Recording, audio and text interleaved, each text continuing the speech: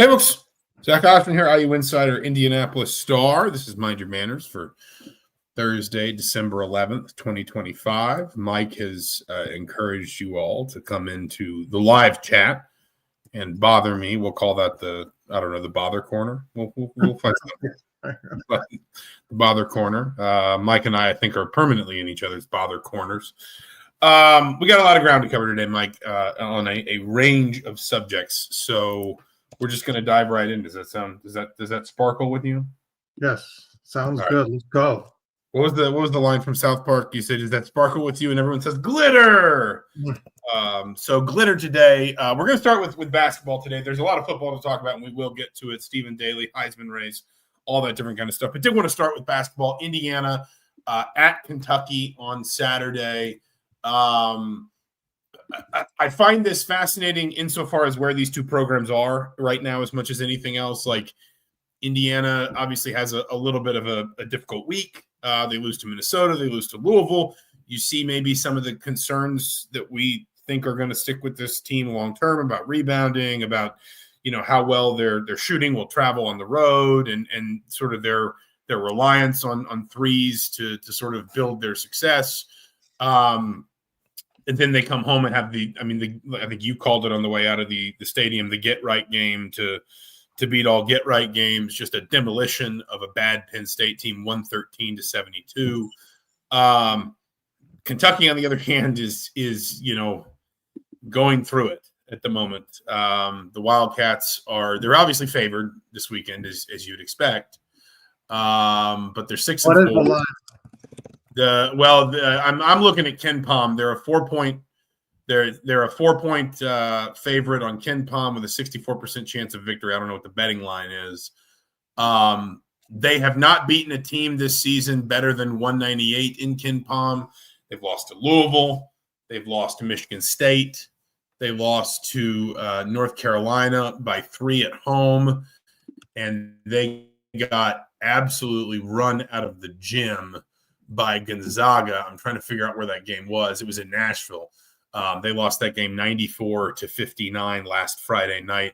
It's fair to say, there's been a lot of discussion of Mark Pope's sort of high school recruiting recently, and that's never a good sign when they're coming for your sort of recent recruiting history. That means they're kind of looking for reasons to be frustrated with you. And I find this game fascinating because, on the one hand, the likeliest outcome to me is a Kentucky win, but on the other hand, this is probably the exact sort of game Mark Pope might not want to see on the schedule at this particular moment in time, because if Kentucky loses this, it's going to get dark pretty fast. Is this mind your Wildcats now? Well, but it's mind your IU Kentucky series. It's mind your mood around this game. And I think listen, this is a game. You've never covered an IU Kentucky game. I've covered a few. This is a game that has always kind of been defined by vibes. It is a rivalry that is very, there's a lot of politics within it. There have been times in Indiana's history when I think IU fans would tell you this was a greater priority to them than the Purdue game.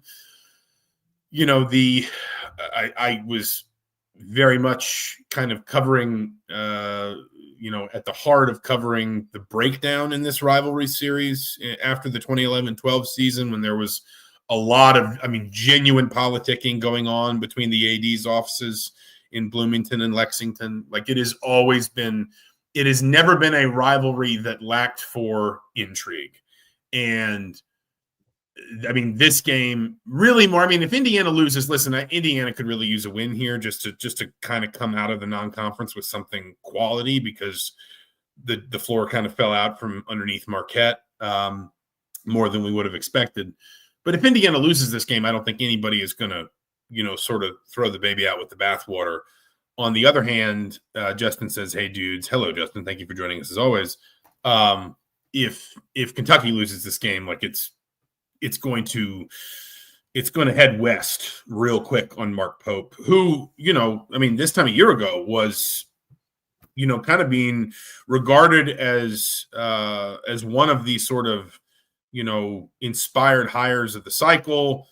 Kentucky kind of had gone through a similar process to what Indiana went through, where the fan base maybe wanted to take some really big swings in the coaching search. They wound up settling on a sort of offense-minded alum who'd had some success at BYU.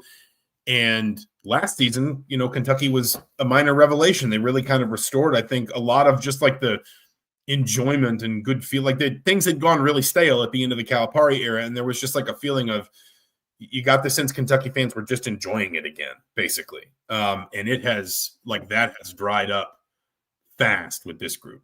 Yeah, I mean, I think it's a win-win scenario for Indiana, to be honest, because I think Indiana has quite a big shield right now in terms of the attention not being on the basketball program.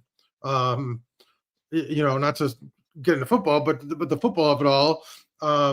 Like, it's the day of the Heisman Trophy ceremony where the team's likely to bring home the first Heisman Trophy ever in history to the school. And so, like, I don't know, I think obviously it will get attention, but I think that there is some, Darren DeVries is operating in a little bit of a shadow. And I don't think it's a bad thing right now, because I think it's taking time for his team to, they did get a good runway with the Puerto Rico games, the foreign trip, some of the exhibitions they played. But I think you see them, I think the ups and downs we've seen over the last 2 weeks aren't a surprise. And I don't think they're done. Like, I think they're going to go through some more, especially when they get to Big Ten play and play some teams at a level that are a little bit higher than Minnesota and Penn State. And so, could I see him winning? Yes. Could I see him winning by 10? Yes. Could I see him losing by 10? Yes. Like, I think there's a wild swing here in terms of what happens, what shooting team shows up. Like, if they shoot like they did against Penn State, like, they can run anybody off the floor, right? Like, if they play like they did against Minnesota, they're not going to hang with these teams that they're athletic. And so, but I do think that there's some, like, this is not going to get, like you mentioned, kind of the Kentucky fan base, putting, maybe you didn't mention that just now, but like hot boards up after that Gonzaga game.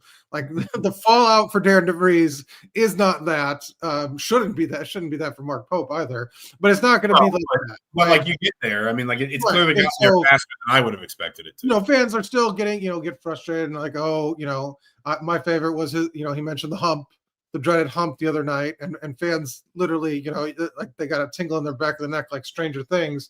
But like, it's like, Darren DeVries has some goodwill, because I think you've mentioned this quite a bit. The basketball is the modern day basketball is found Bloomington, right? And so, and I think there has been enjoyment. Like, after that first 3 minutes was when kind of Lamar Wilkerson started, when he hit three straight threes to open the game. Like, Indiana fans hadn't seen something like that like, ever. It's like a long time in that 30 years since they beat Ohio State or Kentucky. And so I think that there is some goodwill that he's built up. I just think the product's not there. It's not finished. And they do have some limitations, but I think they're going to get better as they play more games together. Yeah, Missile Myers here says the last time IU beat UK at Rupp was the last time IU beat Ohio State in football, and that is true. 1988, which was the until last weekend, was the last time Indiana had defeated Ohio State. It is worth pointing out they've only played at Rupp 3 times since then. Right. After the 88-89 season, they went primarily, not exclusively. They had one game in 1990 at Assembly Hall. I'm not sure why. But from 89 through when I got to college was when they rotated the games back to the campuses. So 89 through 2005, that game was almost exclusively played at the RCA Dome or at Freedom Hall in Louisville. So, like, Indiana has not won at Rupp Arena. Well, that's not true. That's not true. Indiana did very famously win at Rupp Arena in the NCAA tournament 2002 on their road to Atlanta. But the Indiana has not beaten Kentucky at Rupp since December 20th, 1988. That was a 75-52 win. It is just worth pointing out they have only played at Rupp Arena, I believe, 3 times since then. So it's like it's not the same thing as the Ohio State, oh my God, Indiana just can't beat them here or has some kind of Rupp Arena hoodoo. The thing about Kentucky is they are like on balance, they're pretty good. And if you look at like their efficiency numbers, the concern is just when they have played high major competition, they have really struggled defensively. If you look at their adjusted points per game numbers on KenPom, Louisville, 1.25 points per possession. Michigan State, 1.167. North Carolina was only 1.05, but Gonzaga was 1.33. Like, teams have it has been way too easy for teams to score. And that's not just, those teams didn't just blitz them with threes. I mean, Gonzaga hit 9, but only took 18. Louisville hit 13, but needed 40 to do it. Of course, Indiana fans have seen Louisville recently that, they are a team not unlike Indiana that will take a ton of threes, whether they're making them or not. But like Louisville was 62% on twos. Gonzaga was 60% on twos. Like, this team is just not in a good place defensively right now. Indiana, I think it is fair to say, I think it's fair to point out, has struggled with high major opponents defensively or offensively from Indiana's perspective, that have been able to really pressure the 3-point line, because Indiana is kind of struggling at times when teams really get out and sort of overplay the 3-point line to break players down off the dribble, get into the lane, open the lane up, get easy layups, easy buckets and fouls, and force teams to back off the 3-point line, essentially. You saw more of that from Indiana against Penn State. Let's acknowledge what Penn State kind of is and isn't right now. I think they're outside the top. They looked like they had never seen a back cut or to try to defend a back cut in the history of basketball. Like, none of those. High ball screens were an adventure for Penn State on Tuesday night. So at a halftime, the three of them back to back, or it was 3 and 4 possessions. I was like, what did they talk about? Did they eat a pizza? Yeah. Like, what happened at halftime there? There was a stretch where Reed Bailey had like 3 baskets and like 5 possessions, and at least 2 of them, he just set a basic ball screen at the top of the key. And when he rolled, there was just no one in front of him. It was the same thing. He rolled to the rim, and it was like 5-0. You're not going to get that against Kentucky, but Kentucky has been like, what is propping up Kentucky's defensive numbers right now are the games they have played against a bunch of pretty bad teams. They've only won one non-conference game against a team inside the KenPom top 200. That was Valpo. Everybody, like, the other 5 wins they have in that non-conference are 255, 336, 333, 263, and 350. So, Indiana, this is, I guess the best way to frame it is, after you saw Indiana struggle defensively or offensively, but with the way Minnesota defended them, and then you saw them struggle. I thought they actually probably got better through the Louisville game than I gave them credit for in real time. It was so skewed by that start, by the fact that Louisville's up 16-0 before Indiana gets going, that it just kind of winds up coloring everything else. But they still did, I think it's fair to say, struggle with the way Louisville was able to pressure them on the perimeter. If you're Indiana, this is the kind of game where, even allowing for Kentucky's athletic level, if you're an IU fan, I think you'd at least like to see your team maybe better equipped to deal with an opponent playing them that way defensively. Is that fair? Well, yeah, but I don't think, and they haven't had, I mean, Wilkerson's been up and down for the last, 3-4 weeks. Tucker DeVries, it's been the kind of the same way. Marquette probably was the last time they all kind of, in Penn State, obviously, but clicked in a way in the non-conference schedule where your offense was sort of, everybody was kind of shooting well.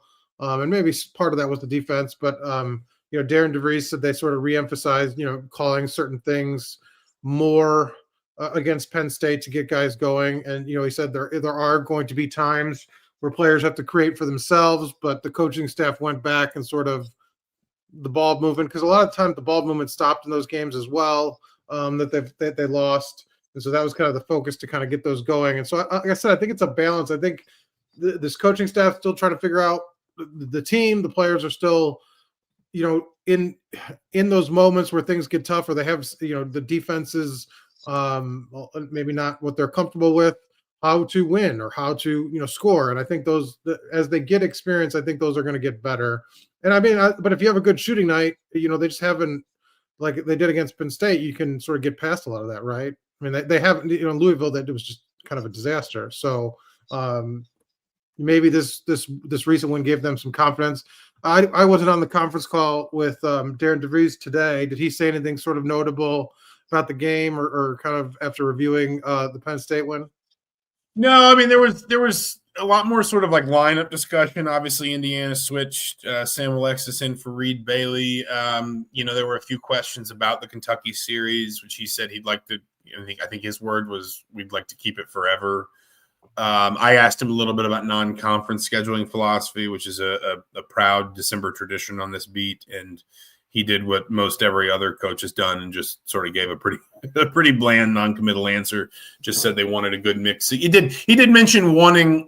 You got the sense that he'd like to see maybe some more meaningful non-conference home games. But I think he also I'm forgetting his exact words, but I think he also kind of acknowledged those are harder to come by now, than they've ever really been. So, no, I mean it has kind of been feast or famine for Indiana in some of these games. Like they were, they hit 10 against Kansas State. They hit 14 against Marquette. They only hit 8 against Minnesota. They did hit 11 against Louisville. Again, like I actually think they probably played a little bit better in that game on balance than like the last 35 minutes of that game. I think they were better than probably it felt like, because number one, they started so poorly. And number two, frankly, I mean, this is, again, you talk about not wanting to sort of make this about basketball versus football.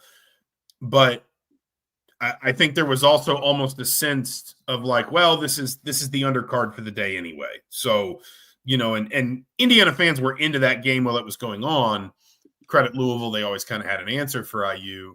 And it's also worth pointing out the 9-point the final score is affected a little bit by Nick Dorn hitting a bunch of threes at the end once the game is kind of out of reach. But if you also remove those threes, that's one of those really poor shooting afternoons that if Indiana shoots closer to its season average, then maybe that the course and complexion of that game is really different before the last 5 minutes or so. So my point is it at a certain point, I think if you're Darren DeVries, you'd like to see another Marquette-esque performance where you go away from home and that efficiency and that aggressiveness, and as you talk about that sort of lethal combination of ball and body movement really kind of travel with you.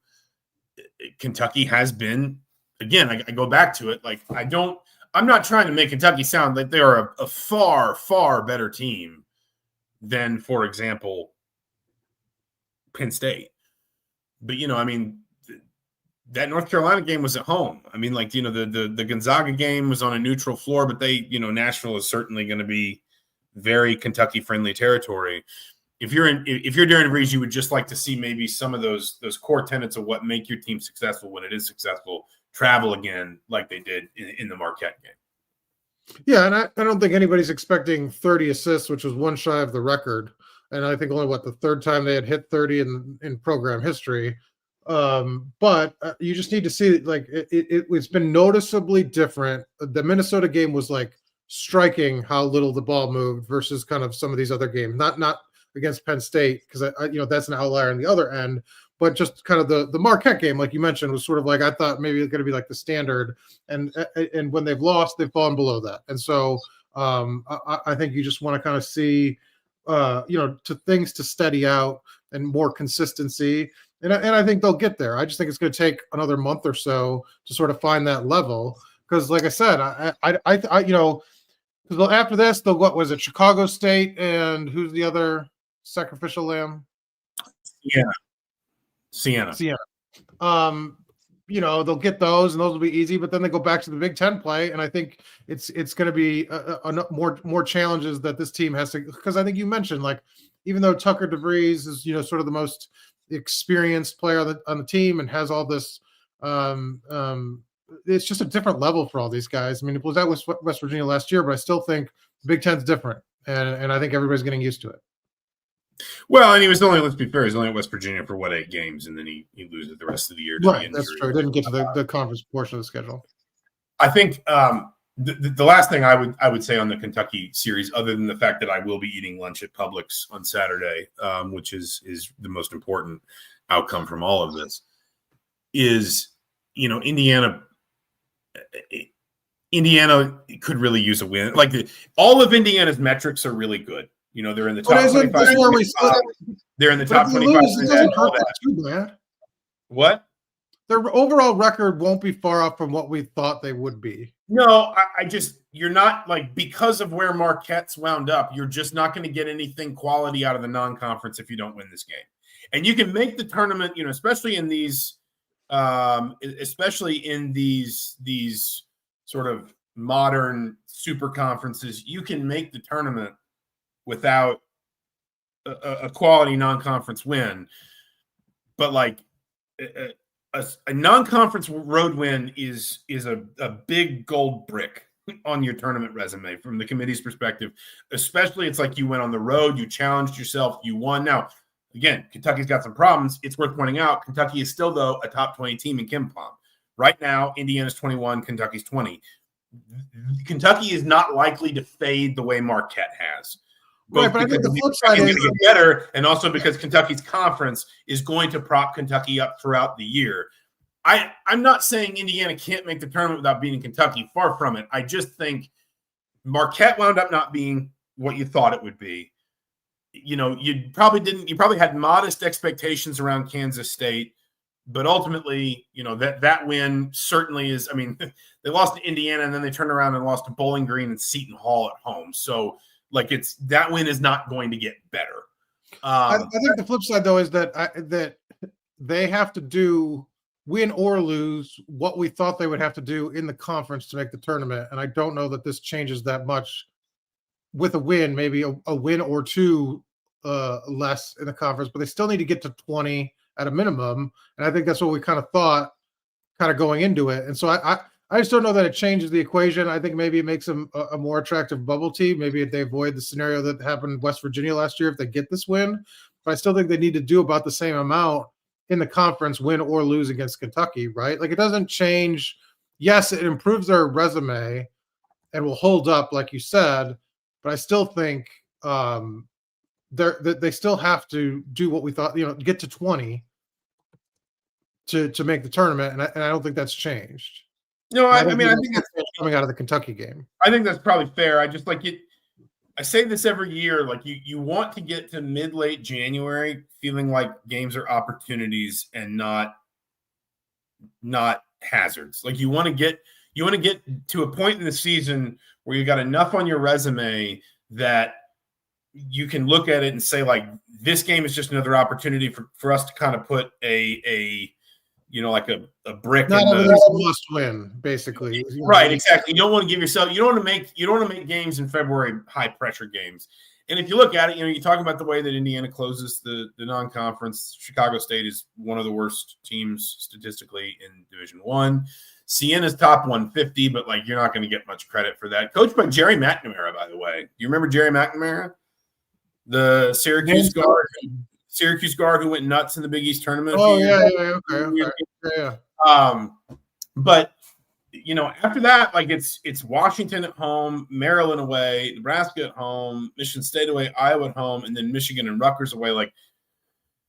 You're probably looking at maybe a 4-4, 5-5 stretch in Big Ten play. It just makes the math a lot easier when you get to crunch time. If you have like you said, a win like this on the bubble is something not a lot of teams usually get to claim. And I think if put it, last year, but I will point out last year, DeVries had a win against Gonzaga. It was a neutral site, but and that didn't get him in. So it doesn't necessarily guarantee you anything. And it does.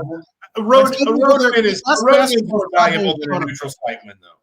What? A road win is more valuable than a neutral site win. But Gonzaga was ranked in the top 5. And the other thing you have, what I was about to say is the other thing I think you have to sort of hope if you do win this game is that Kentucky does wind up kind of figuring it out enough to kind of stay together down the stretch. But then that also means, in that world, that also means this is an opportunity to sort of say, hey, we're going to get them at a time when they're a little bit weak, right? Like we're going to get them at a time when they're just a little bit down. You got to take advantage of that. You're talking out of you're like, well, they're good, but they're not very good right now, but they will be good. It's a lot of this is a lot of moving targets. I think the bottom line is, look, Indiana wants to play its best basketball in February, and I think they're trending towards that direction. They did enough, win or lose against Kentucky, to put them in possession to make the tournament. If they do, 500-ish or close to, get to 20 wins in the Big Ten, and I think that's what you could have hoped for a team without a single returning player. And so regardless, you hope if this team's not playing its best basketball in a month and a half, then it doesn't matter what happens against Kentucky because they're not going to the tournament. So I think they still have to improve and they still have to get better, and that's where the season has to go. I think they get in. I think that's where the season will go, but because I think we've seen when this team's on, it could hang with anybody. And so that gives you kind of a feeling like if they could put it together, then their floor is low enough where they can get a lot of these games, against a Maryland, to sort of, avoid that. And I think they can knock off somebody at Assembly Hall that's going to be favored coming in here. And so I do think they get it, but we'll see. It is also, as you mentioned earlier, shifting gears, Heisman weekend. I checked again this afternoon. Fernando Mendoza remains a comfortable favorite. He's not quite the prohibitive favorite that he was coming out of the weekend. But if you look at, and we've mentioned before, we cite BetMGM odds. I mean, he is he is well out ahead of the field, in terms of where the odds makers see his Heisman candidacy. We've talked about this a little bit at different times, but it has been discussed more widely, this idea of why there's not a Heisman contender in this field whose numbers are, just sort of eye-popping. And I'm curious, I have like 4 or 5 reasons why I think all not one of them just like an overriding reason, but all of them sort of contributing factors. I think, we've talked about this, and I'm just curious if you have any others, but the clock rules, I think have not just shortened games, but you think, for example, about Michigan State and their game plan for Indiana this year. 10, 15 years ago when Indiana was that team, because I covered Indiana teams that were trying to win, that game, the formula was let's crank up the tempo, let's make them go really fast, let's not let them sub. Let's try to score a bunch of points, and if we can score a bunch quickly, then we can blow up their game plan and get them into a shootout and try to win games, 55-48. That was the formula for a really long time for teams that were trying to upset ranked teams, top 10 teams, whatever. It seems like now the formula, because of the clock rules, is let's lengthen drives, let's shorten games. I think that's happening a lot. I think in general, everyone is shortening games where they can because good teams recognize the value of playing fewer snaps and keeping guys healthier long term. I think you've rightly talked about the way the portal affects this stuff, that you don't spend as much time with your coordinators or in your scheme or even with your teammates, even with your linemen, with your receivers, all those different sorts of things. I just think I was listening to the Cover 3 podcast over on CBS, and they all kind of came to a consensus that, with some exceptions, this might just be the norm for a while, that we look at a lot of the next, let's say, 10 Heisman Trophy winners, and until we see some rules changes, whether they be around portal and player movement and roster churn, or they be around stuff that directly affects the structure and the flow of games, we probably just aren't going to get that many, 5,500 total yards, 51 touchdowns, dominant offensive player Heisman Trophy winners. Yeah, and we've talked about, I think, sort of the general trends, but I think it would be maybe worth talking about just Mendoza specifically, why he didn't sort of get it. And I think part of it was sort of the start of the season when you thought Old Dominion and Kennesaw State ended up probably being better than anybody thought they would. I mean, they still beat Kennesaw State 56-9, but Mendoza's numbers, he threw 4 touchdowns, but the yardage never really got there in any of those kind of blowout wins. We've talked a lot about usage rate sort of in the second half and fourth quarter specifically. But again, UCLA, like you look at these scores, UCLA 56-6, Maryland 55-10. Mendoza completed 15 passes and 14 passes in those games. So like, Indiana's, I mean, maybe the thing that hurt Mendoza the most was that the running game was too successful in kind of these moments where they didn't have to rely on him. That goes back to clock rules too, right? Like that changes the way a coach manages a game if they can run the ball that way. So yeah, but they were good. I mean, they didn't have to go away from the run at any time in those games. And so like, you kind of look at the numbers where you thought maybe he could beat up somebody. His best game probably down the stretch was maybe even the closer score, the 31-7 win against Wisconsin. Almost hits 300, 299, has 4 touchdowns, 22-24. That was like I think he threw, because I did the numbers, he had 14 passes in the fourth quarter of the 8 wins that were all by like 24 points or more. And I think 5 of those were against Wisconsin. Like, and that's, like it yeah. I mean, and then his last chance to sort of put up a big number game, Purdue, again, 56-3, he completed 8 passes. I mean, that's absurd. And he only attempted what? I think 15? 15, yeah. And so, it's just Mendoza's season has been, and we've said this, we've stressed this, has been more about moments than overall production, especially compared to like past winners or past quarterback winners.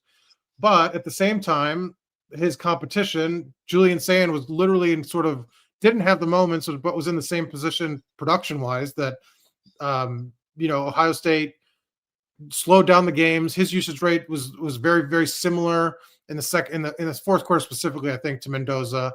And then, Jeremiah Love, involved in a ton of blowouts, so his numbers didn't sort of get to the point where he's a 2,000-yard rusher or something like that. And Diego's maybe the outlier of that group, but he's not sort of a dual-threat quarterback that put up numbers like Jaden Daniels. So, he's probably the closest thing we're going to get to a dual threat for a while. I'm saying, he had the production and he was close, but like it wasn't anything sort of like he fell well short of like what the standard I think fans expected of dual threat sort of Heisman candidates of years past.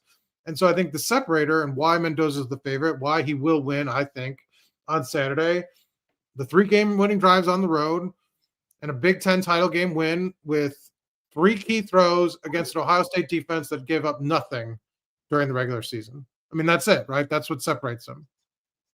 There were a lot of people that suggested, and I tweeted when he hit Charlie Becker with that pass late in the fourth quarter, I said he may have just won the Heisman, in part just because it seemed like that was what won him the game. It was a great pass. I do wonder if his Heisman moment in Ohio State was the first play, though.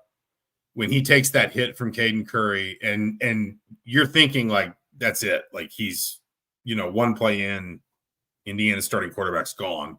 He goes out for 1 snap and he comes back in, and not unlike Iowa, not unlike Oregon, he had bad moments, but he kept getting hit and he kept getting up, and he kept I think the touchdown drive mattered. I mean, like the 50-yard throw to Becker and then the touchdown throw to Surratt, like that's the moment, like because that's what won you the game. Like, yeah, he stayed in and he was tough, but I mean, like it's overshadowed in the moment where he's winning the game with a throw that, look, it was one of 3 plays total Ohio State allowed over 50 yards this season. Like, so I mean, and then the touchdown throw was sort of what everyone had seen, and it was a reminder because it kind of called back to all the game-winning throws he had to Surratt kind of earlier in the season. So I mean, yes, I think his toughness is why his teammates love him, and the coaching staff has sort of just really fallen in love with him. But I think for Heisman voters, the production and the fact that it was like there was the only touchdown in the game made more of an impact, and it came in the second half. Like it came down the stretch, right? Like I mean, that's that play where he almost got knocked out happened like in the fourth quarter, maybe. But I think it got overshadowed by those 3 throws specifically that were so important that made the difference. The Diego Pavia is, I think, his only realistic competition at this point. Based on just kind of like based on odds, based on vibes.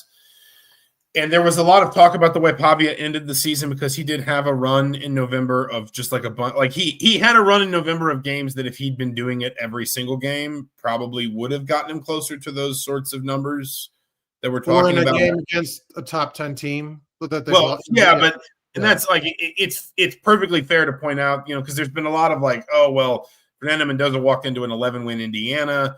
Diego Pavia elevated Vanderbilt from nothing. I think that's stretching a narrative near the point of bursting, especially in the portal era when like everyone's turning up. Like the team you join is very rarely the team that was there the year before. But I did add these numbers up, and we didn't post this story until Tuesday, in part because I felt I didn't want to feel like I was just like openly campaigning for one player or the other. Heisman votes were due Monday night. And before anyone asks, I don't know if you're a Heisman voter. I am. They are pretty strict about asking people not to reveal their vote until after the trophies, the award is announced. They'll pull your vote if you do. So, well, you can share yours if you don't want to vote anymore. I will tweet out my ballot, I suppose, after the award is announced on Saturday. Anyway, starting November 1st, which was a Saturday. So that was the full last month of the season. Diego Pavia had 205 rushing plus passing attempts. Fernando Mendoza had only 101. If you take those on a per play basis, though, Mendoza averaged 10.9 yards per pass or run in November and December. Pavia was only 9.1. And if you gave Mendoza Pavia's opportunities, Mendoza he had about 1,100 yards rushing plus passing in Indiana's last 5 games. But if you gave him the number of total opportunities run plus pass Pavia had, that number would have gone up over 2,200. And then I don't think basically what I'm saying is if Fernando Mendoza had gotten, you use the term usage rate.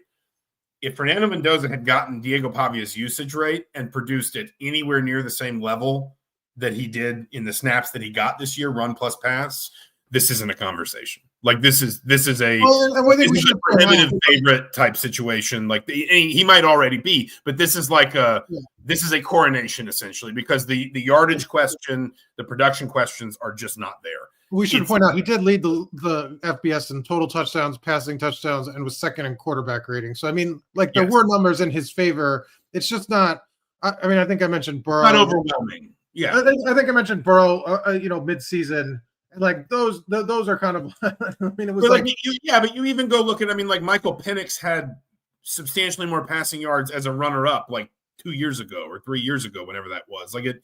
But my point, but so like even the more middle of the road Heisman candidates in the 20 years before the change in the clock rules would have had on balance significantly more total yards, significantly more just raw production. But what's different about Mendoza, among other things, is that the factors at play in like basically just how much opportunity a player like him is going to get in a season have changed, and it's a lot harder to rack up those numbers, not just for him, but for everybody. I will just Burrow's numbers are just worth ridiculous. Like they were insane. 402 completions, 5,671 yards, 60 touchdowns, a quarterback rating over 200. I mean, just sort of absurd. I mean, more than double what, or not more than double, but almost double the yardage of what Mendoza had, and 21 more passing touchdowns than he had total touchdowns. So it's just sort of crazy, the standard. So, what some of these, he gets 4,000. I think, like you said, this is not even a discussion. Somebody asked about the votes. Heisman Trophy ballots, there's 930 electors, what they call them, 870 from the media, 59 living Heisman winners, and 1 fan vote this year, which did count as a real ballot. I think they're revealing tonight. The voting's over for that, and I think they're voting tonight what the finish was. I think Pavia was winning that, and so the ballots are. I think Jacob Rodriguez from Texas Tech was winning it, but maybe So, and then each voter has to select 3 individuals in ranked order. First choice is worth 3 points on each ballot. Second, 2 points. Third, 1 point. That's how the Heisman is determined. You will be there. I will be in Lexington, just so people are kind of aware of our sort of production schedules and everything. We should talk too about just kind of where things are with IU football. Fair to say it's a quieter time right now. Kurt Signetti kind of talked about, he seemed very receptive to the bye. I think there were some people that were like, do you want the time off? Do you not want the time off? He, I think, feels like his team should get or will be better off for having the extra week and a half or so between games, because the Hoosiers were banged up. It had been a long season. They'd played some really physical games, particularly the Ohio State game down the stretch. We know now that Stephen Daly, the injury has not been specified. I'm sure a lot of people have seen the photos and videos. Got injured after the game was over on Saturday, and Signetti, while he did not specify the injury, made it, I think it's pretty clear that Daly will not play in the playoff.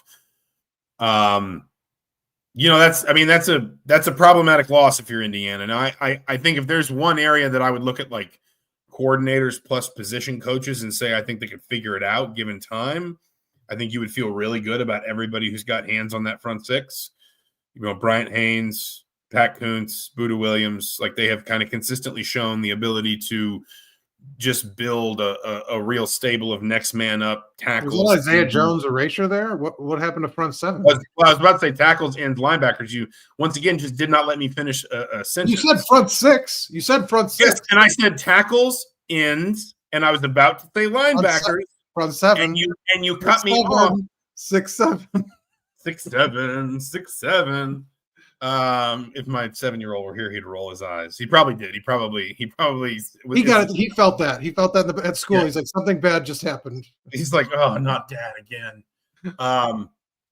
But listen, having already lost Kellen Wyatt, losing Stephen Daly does not help. You do get some time here to get Mikel Kamara healthy again, or at least healthier. If Indiana could get him back to anything resembling what he was a year ago, that goes a long way in a short season, right? 3 games max. That goes a long way to maybe replacing what you lose with Daly. But we are kind of at the point where either A, you're going to have to move somebody positionally like Mario Landino. B, you're going to have to change up your scheme, which is, I think, something you think they might do a little bit of, like 3-3-5, sort of 3-down lineman looks. Or C, they're going to have to go with somebody like Daniel Ndukwe or maybe Quentin Clark, who is maybe they like their potential long-term, but they're not really proven right now. Why not D? Who? All the above. Yeah, that's fair. I mean, look, that probably is the answer. Is it's a little bit of like, you need to get more out of Kamara. You need to get a little bit more flexible positionally, and you need to maybe hope that somebody that we have not seen a lot of this season has the ability to kind of go up a level. It's been a common thread for Indiana. They haven't had a ton of injuries. They've added up kind of in the last maybe 6 weeks. But even going back to last year, on both sides of the ball, I don't want to shortchange Signetti and Shanahan, but defense in particular, anytime somebody's gone down, they've had somebody step up in a large way. I mean, we talk about the Daly was in that role basically for Wyatt. They were splitting time, and he ended up becoming the best defender of the last 6 weeks in the country almost, or most impactful at least. In the Maryland game, Fisher's out. They have multiple injuries at linebacker. Caden Turner comes in, gets an interception. He leaves with an injury. Was it Paul Utzinger is the next backup? Or what am I saying? Yeah, right? If you consider what Uncle Buckle put Charlie Becker at D end, dude is a monster at filling shoes. Maybe Charlie Becker both ways. But my point is Bryant Haynes has found a way. He's had guys ready to step up, and also schematically, like the disguises and things are not necessarily dependent on one player. Those are still going to be effective regardless of if Daly's in the lineup. They'd probably be more effective with his presence, but. Like, I think we've seen, I don't think you can, the goal for Ndukwe won't be to get 6 pressures or 3 tackles for loss. It'll just be to be solid and give them the production, of a regular starter. And then I think that you can fill around and get kind of the pressure and the disruption from the guys that have been doing it because they've been very good at defensive tackle all season. I think Tyreek Tucker has gotten All-American honors. Mario Landino has showed up consistently. Wheeler and Ratliff are solid off the bench. So, I mean, it's not, yes, defensive end, the depth's not there, and this is really stretching them thin, but they've found ways to get production at all times, and it's not just been about the defensive ends rushing off the edge one-on-one or something like that. Like, I think that would be the concern if that's how this team did it. That's not how this team is built, and Brian Haynes has regularly shown that he can sort of, go in the lab and draw up something special no matter who's on the field. Do you, and I'll be honest, like I haven't thought about it enough to watch it closely, but we've discussed in the past that part of what's probably affected Kamara's performances, or at least his totals this season, have been that Indiana has been playing him, kind of at a position opposite to what it was last year, right? That they sort of moved him sort of to the other side, the other edge, essentially. Do you consider moving him back? Well, he's flipped. I don't think they did it strictly. He's kind of talked about that he's played both this year. Yeah, but like, do you say we're just like you have this period of time here where A, he can probably get a little healthier, and B, you're going to be able to kind of go back to some basics in terms of some self-scout, some working on fundamentals, and then starting to prepare for the Rose Bowl and whatever, the way that every coach tends to handle kind of the postseason practices. Do you go back? Do you go there and just say you only play there? You just like full time. You are back where you were last year, and we're going to try and again, because it's only 3 games, right? Like it's not, right. It's you are now in like a basically a 3-game season, almost completely. I think it depends more on what Ndukwe's done. Like if Ndukwe's only practice at the one spot and he's more comfortable there, it's probably more important to make him feel better about what he's doing, because Kamara can get unless you can move Landino to the heavy spot.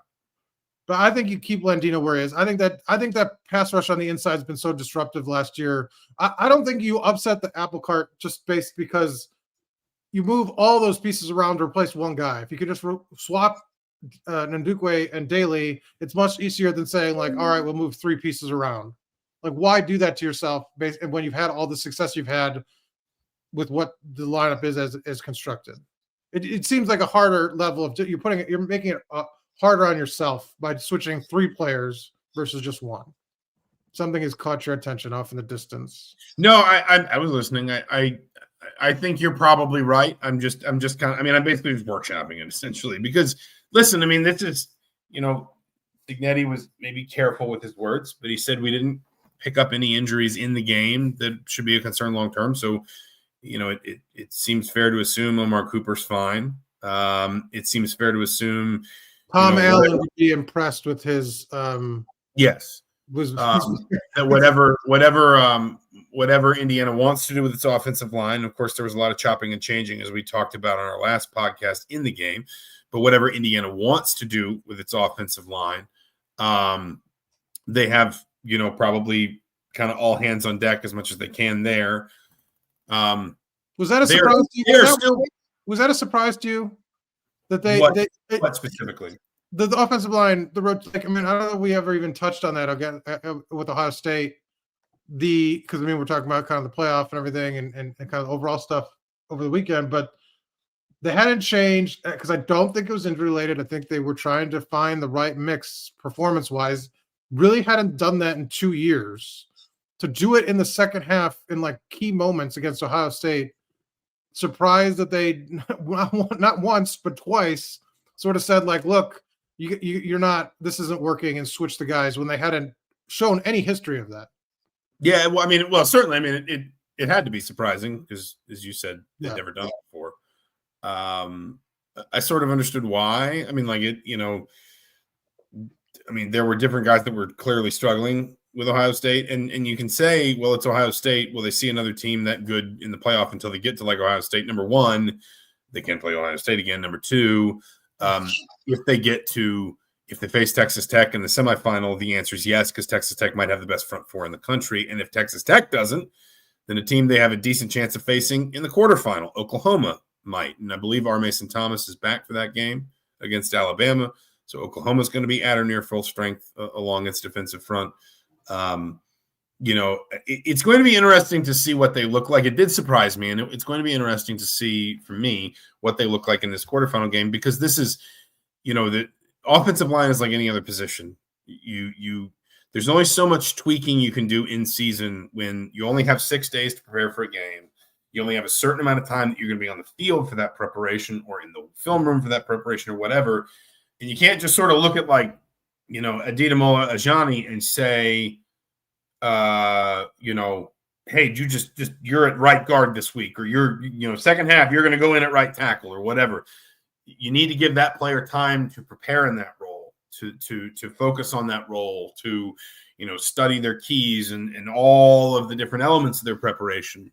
They have that now. And there is a longer than usual gap between games here. I think the Peach Bowl's January 9th.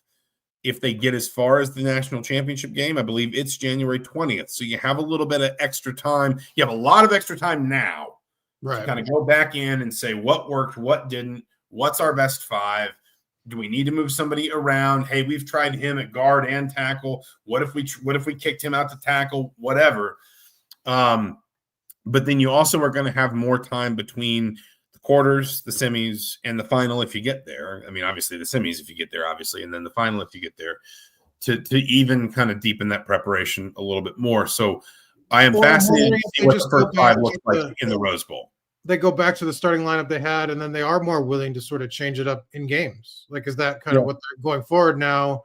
Are they going to be more willing? And because I guess against Bray, Lynch was the bigger surprise. I mean, Lynch hadn't missed a snap in 2 years almost at right guard, and then he gets pulled for a Johnny who really hadn't played that spot. I mean, right tackle's been sort of that was not totally out of the blue because Zen was playing there for Benson, and they had bounced back and forth kind of in recent weeks and injuries and all that.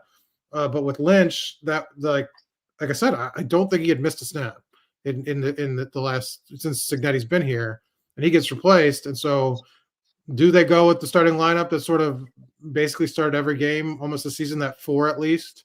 And then if he's struggling again, do they go Johnny, or like you said, do they sort of change? Because Johnny was really almost throughout the entire offseason was repping at left guard and kind of played there for obviously Drew Evans, and then goes in on the right side. So just fascinating.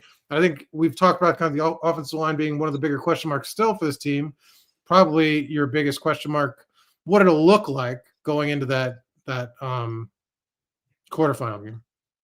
It's funny you say that because I think there's a really decent chance they're going to win the Joe Moore. They're going to win the Joe Moore Award, right? Yeah. Oh, here's the thing. This is the trap of like a beat specific conversation, like a podcast or anything. Is we see everything at an Indiana level from 5 feet away. What must these other teams look like? Right. I used the example in a podcast earlier this year where I went to that Purdue-Ohio State game, and Ryan Day was getting questions post-game about left guard play. Like, not guard play, left guard play. What was his answer? I think what was his answer about being was greatness or something like you expect? They call it grading out a champion, like the way they grade the grades they deliver to their players every week. Is that where Indiana's at? I mean, basically. I think basically, yes. Like, again, we're sitting here and we're saying, well, that offensive line, boy, they struggled with Caden Curry, and they had to chop and change, and they moved this guy around and that guy around, but they didn't allow a sack in the second half, and they won the Big Ten championship game, they are. If I hope there are not actual betting odds for this, but if there were, they would probably be the odds-on favorite for the Joe Moore Award, which is given to the best offensive line in the country. So, this is where that'd be a hard award to bet for, because I don't know if the finalists are, but they named semifinalists. It's all Big Ten, isn't it? I think it's all Big Ten schools.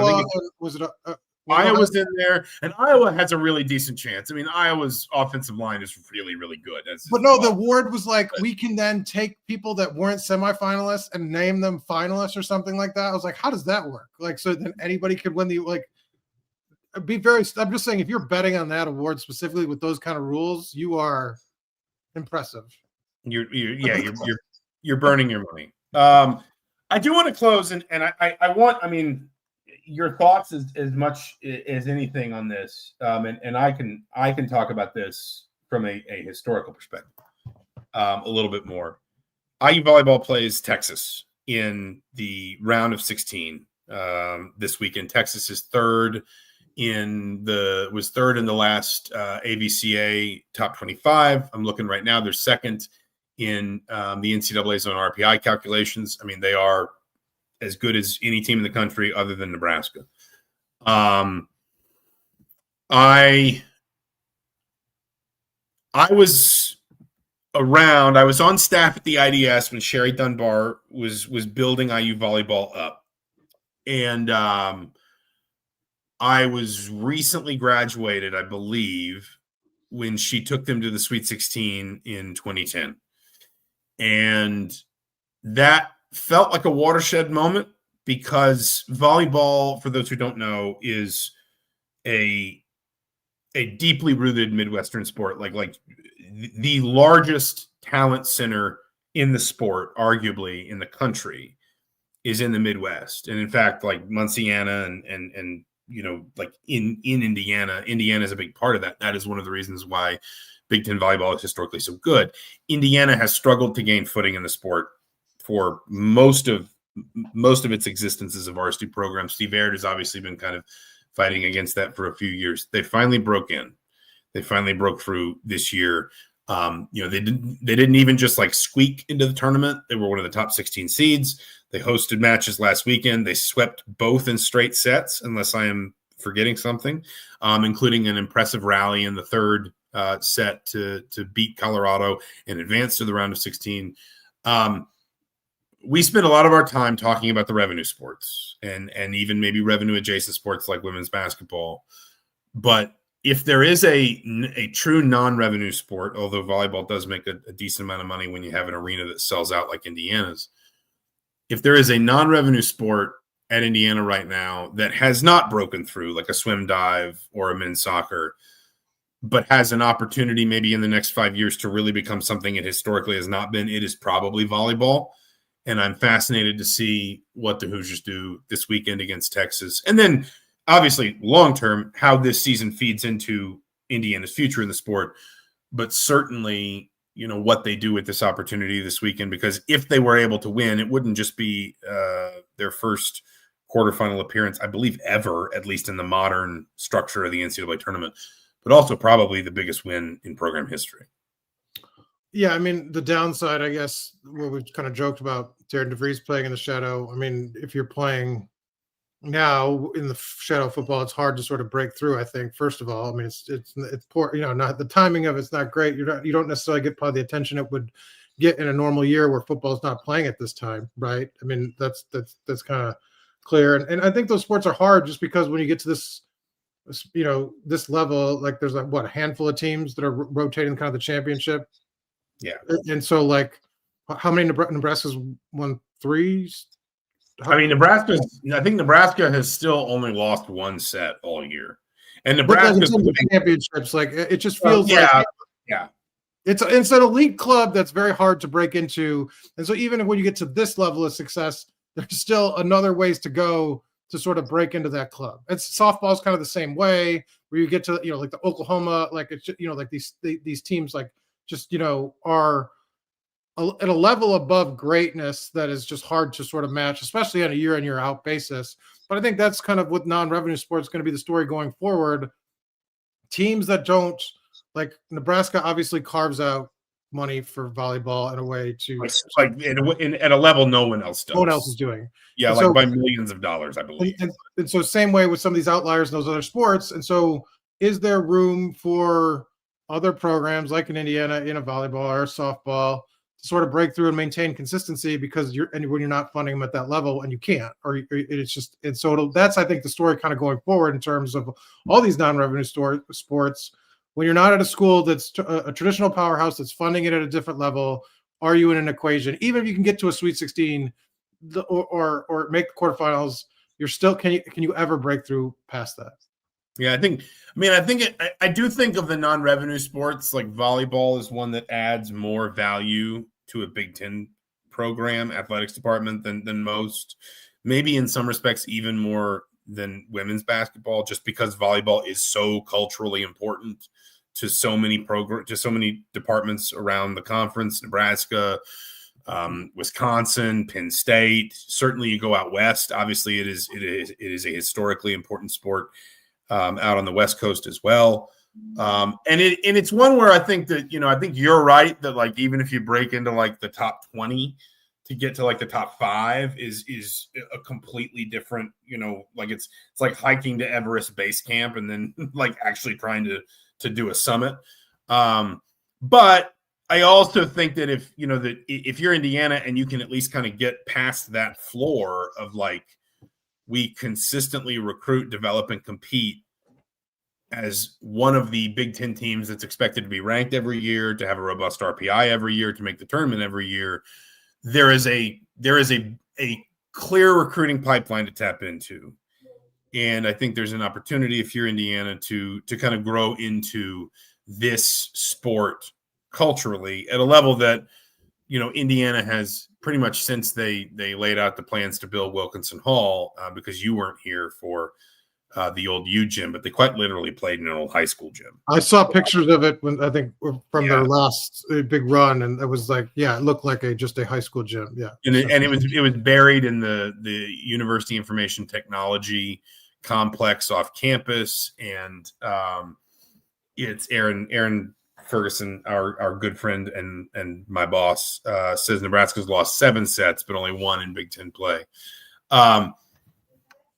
It is just a sport that I think there's value in being good at volleyball for Indiana specifically. That if this can become more of an expectation that like this is the competitive floor or something close to it going forward, I think that's very valuable, not just for that program, but potentially for the department as well. Any other business? Hit an hour, almost got to half of the 203, or I think we did. No, we just passed. We are right at, we just passed halfway to 203 podcasts. So we're building reps to get there. That's right. Every podcast, 6 seconds a podcast. Each podcast has a life of its own. 3 minutes at a time. Yeah, exactly. Not affected by success or failure, of which there is a lot. More tilted towards failure than success. That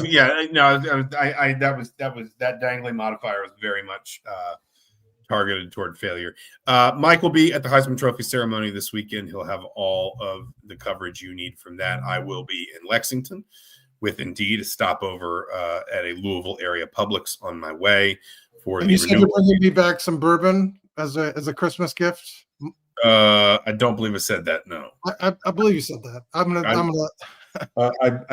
I may find time to stop, along the way at one of Kentucky's finer distilling establishments for myself. Not on game day. Let's be clear. Not to be, to be muled home. Seth Meyers has day drinking. He does the segment day drinking. You should do Kentucky versus Indiana drinking and tape it and see how you covering the game, which is drinking bourbon throughout, and see what happens. I'll give you a little bit of HT lore to finish this podcast. So obviously, Spotted Cow is kind of, even in this age of big time distributors buying up smaller microbreweries, Spotted Cow remains sort of a golden ticket craft beer in the Midwest. And there was a time when the Herald Times had its own van, the HT van, which I once got my fingers closed in the door of when I was in college. Didn't even hurt that much. I don't really know why not. Probably didn't speak well for the sturdiness of the door. But basically an order would go around the newsroom before an IU game at Wisconsin, and the HT van would ferry everyone up. And when it came back, like the entire trunk would be full of Spotted Cow or Moon Man, which is like, this is all New Glarus brewing. So I don't think I'll be bringing a trunk full of trunk full. Is that a hint of what's to come? You're taking the bigger car. The thing is, the way you can jack up prices after market on that stuff. I mean, maybe that's. You're going to rent the what was it? What did you the car we had, the big The Tahoe, the Tahoe. That's the huge. Tahoe. That thing, that thing was the size of a World War II tank. That Like could fit plenty of bourbon. That thing seriously could have made it across no man's land in France in 1917. That'll fit a lot of bourbon. So that will be, you'll have lots of great Christmas gifts to give everybody in your orbit. That'll be nice. He's Mike Niziolek. I'm Zach Osterman. This has been Mind Your Banners for December 11th, 2025. Thank you all so much for joining us. As always, we will be back. I don't know if we'll do a post game after Kentucky. Obviously, Mike will be busy. I might do one. Let's just kind of play that by ear. We'll certainly be back next week to talk about all matters arising, what comes out of Kentucky, what comes out of the Heisman ceremony, and more. For now, for the Indianapolis Star, for the Bloomington Herald Times, thanks so much for watching and for listening. We'll talk to you soon.